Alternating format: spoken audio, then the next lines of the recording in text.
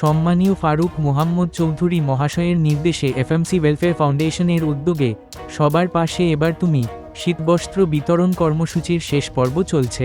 এই পর্বে শিবনগর ভারত বাংলাদেশ সীমান্তের 0 পয়েন্ট এলাকায় বসবাসকারী অসহায় ও দরিদ্র মানুষের মাঝে শীতবস্ত্র তুলে দেওয়া হয়। তীব্র শীতের মধ্যে এই মানবিক উদ্যোগে উপকৃত হয়ে প্রাপকরা এফএমসি ওয়েলফেয়ার ফাউন্ডেশন এবং সম্মানীয় ফারুক মোহাম্মদ চৌধুরী মহাশয়ের প্রতি আন্তরিক ধন্যবাদ ও আশীর্বাদ জানান।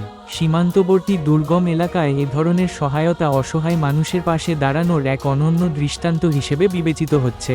কর্মসূচিতে উপস্থিত ছিলেন লালগোলা থেকে সাবির মোস্তফা, মাহাতাব মিয়া, সাইরিন আক্তার টিনা, শিলা বিবি, সাবিরুল ইসলাম, মুনজুর আলী, আব্দুল বাশির, মোকশেদুল শেখ এবং রাকেশ রৌশন। উপস্থিত সদস্যরা ভবিষ্যতেও এ ধরনের জনকল্যাণমূলক কর্মসূচি অব্যাহত রাখার আশাবাদ ব্যক্ত করেন। এই যে উপহারটা পেলেন সেটা সম্মানীয় স্যার ফারুক মোহাম্মদ চৌধুরী মহাশয় আপনাকে পাঠিয়েছে, তো কেমন লাগছে আপনার? স্যারকে কি বলতে চান? আশীর্বাদ করি যে স্যার যেন ভালো থাকে, সুস্থ থাকে। সম্মানীয় ফারুক মোহাম্মদ চৌধুরী মহাশয়ের তরফ থেকে আপনি পেলেন, উপহার পেয়ে কেমন লাগছে? উপহার পেয়ে কেমন লাগছে? আশীর্বাদ করতে উপহার পেয়ে কেমন লাগছে? ভালো লাগছে। এই যে উপহার, সেই উপহার সম্মানীয় স্যার ফারুক মোহাম্মদ চৌধুরী মহাশয়ের নির্দেশে আপনাদেরকে দেওয়া হলো, তাকে কি বলবেন? সে খুব ভালো হবে, আবার তিনি আসে সে আরও ভালো হবে। সম্মানীয় স্যার ফারুক মোহাম্মদ চৌধুরী মহাশয়ের থেকে উপহার পেয়ে কেমন লাগছে? ভালো। স্যারকে কি বলতে চান?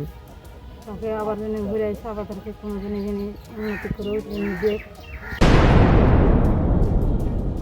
আমরা উপস্থিত হয়েছি রানীতলা থানা অন্তর্গত চর একদম 0 পয়েন্ট এরিয়া, বাংলাদেশ ভারতের 0 পয়েন্ট এরিয়াতে।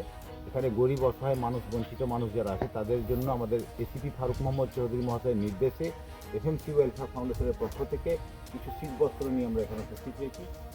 আমরা এসেছি FMC welfare foundation ACP Faruk Mohammad Chowdhury মহাশয়ের নির্দেশে। নমস্কার, আমি সাইরিন আক্তার। আমি এসিপি ওয়েলফেয়ার ফাউন্ডেশনের একজন সদস্য। এসিপি ফারুক মোহাম্মদ চৌধুরীর নির্দেশে আমরা আখরিগঞ্জ পঞ্চায়েত এলাকায় আকারে যে বাংলাদেশ লাগোয়া সীমান্ত আছে, চর সীমান্ত, চরে আমরা এসেছি কিছু অসহায় দুস্থ মানুষের হাতে শীতবস্ত্র দিতে। এবং এখানে শুধু আমরা শীতবস্ত্রটাই আমরা সীমাবদ্ধ নেই, এখানে আমরা বিভিন্ন রকম আরও আগামীতে আরও বিভিন্ন রকমভাবে পরিষেবা দিতে পারবো, দিব স্যারের নির্দেশ মতো। স্যার যেভাবে আমাদেরকে পথ নির্দেশন দেবেন সেভাবে আমরা এগিয়ে যাব ওনার নির্দেশে।